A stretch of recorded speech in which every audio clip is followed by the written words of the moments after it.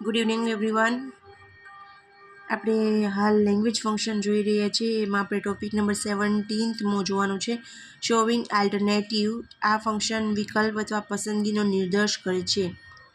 આ વાક્યોમાં ઓર, એઇધર ઓર અથવા નેધર નોનો ઉપયોગ બતાવે છે. જો આ ઇંગ્લિશ જે લેંગ્વેજ ફંક્શન જે ટોપિક છે ને, એની અંદર મોસ્ટલી સેન્ટેન્સ કઈ રીતના બનાવી તમને શીખવી દેવામાં આવે છે. 29 જેટલા ટોપિક્સ છે, પણ દરેક ટોપિકની અંદર કઈ સેન્ટેન્સ આવે છે, ઓલ ઓવર સેન્ટેન્સની માહિતી આપી દેવામાં આવે છે. બાકી બધા જે ટોપિક હોય છે બધી આમાં અપાઈ ગઈ છે માહિતી, અને અલગ અલગ ટોપિક થ્રુ મૂકવામાં આવતી હોય છે. સી એક્ઝામ્પલ્સ આપ્યું છે, you can have T or coffee. હવે આ જે છે એમાં તમે ચા લેશો અથવા કોફી, તમે ચા લઈ શકો અથવા કોફી લઈ શકો. Mita will એઇધર Singh or dance. Mita સિંગ પણ કરે છે ને ડાન્સ પણ કરે છે. એઇધર વિનય ઓર વિજય વિલ વિન ધ મેડલ. કાં તો વિનય મેડલ જીતશે અને કાં વિજય મેડલ જીતશે. We will neither play nor watch TV today. આજે અમે રમશું પણ નહીં અને ટીવી પણ નહીં જોઈએ. Anand will study either science or maths. Anand આજે સાયન્સનો અભ્યાસ કરશે અથવા તો ગણિતનો અભ્યાસ કરશે. ને 18મો ટોપિક છે, ડિસ્ક્રાઇબિંગ કમ્પેરિઝન. ડિસ્ક્રાઇબિંગ કમ્પેરિઝનમાં આપણે જોવાનું છે,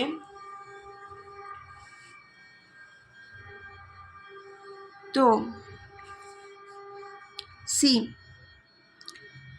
આ ફંક્શન કોઈ બે વ્યક્તિ, વસ્તુ અથવા સ્થળની તુલના દર્શાવે છે. મેહુલ ઇઝ ટોલર ધેન દર્શન, સરખામણી માટેનો ઉપયોગ છે describing comparison. Ahmedabad is as hot as Vadodara. Ahmedabad Vadodara જેટલું જ હોટ છે. Janaki is the cleverest girl in the class. Janaki સૌથી હોશિયાર છે.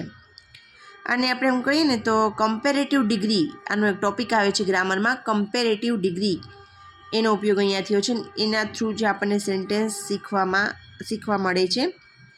આ તમે કહેશો કે આટલું બધું લાંબુ છે, આટલું મોટું છે, પણ આ જે ટોપિક આપણે સ્ટડી કરી રહ્યા છીએ ને, 29 ટોપિક જે સ્ટડી કરવાના છે, એ 29 ટોપિક સ્ટડી કરતાં આપણને 9 માર્ક્સ મળે છે. જો આપણે કમ્પ્લીટલી ક્લિયરલી સ્ટડી કરીએ ને તો 9 માર્ક્સ 10th સ્ટાન્ડર્ડની ઇંગ્લિશમાં કવર કરવા ઇઝી બની જાય છે.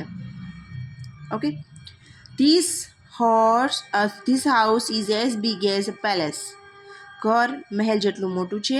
ચેતન રન્સ ફાસ્ટર ધેન જતીન. ચેતન જતીન કરતાં ફાસ્ટ દોડે છે. જુઓ, સરખાવવા માટે એઝનો ઉપયોગ છે. As hot as Vadodara same છે.